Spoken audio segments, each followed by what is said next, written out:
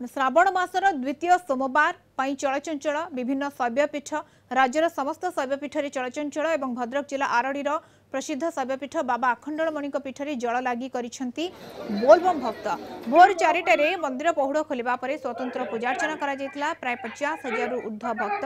ब्यारिकेड्रे लंबा लाइन रे आसी जल लगी बोलबम हर हर बोम भोला बाबा पार करेगा ध्वनि प्रकम्पित होइछि पूरा परिवेश जल लगी रविवार ठारू पीठ रे भक्त जमाई भिड़ बोलबम भक्तों भिड़ को दृष्टि रखी मंदिर और पुलिस प्रशासन तरफ व्यापक बंदोबस्त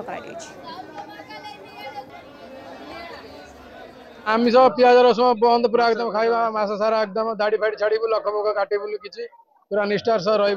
राति 2टार लाइन देलुणी अबिका पानी ढालू ठाकुर एत लोक कह ना बाकी तो लोक अच्छा गड़े प्रबल बर्तमान सुधा आमर 10 प्लाटून फोर्स 20 ऑफिसर लगी शांति श्रृंखला बर्तमान सुधा 20-25 लोक देखिए दर्शन कर सारे दर्शन कर सारे बर्तमान सुधा शांति श्रृंखला सहित चली।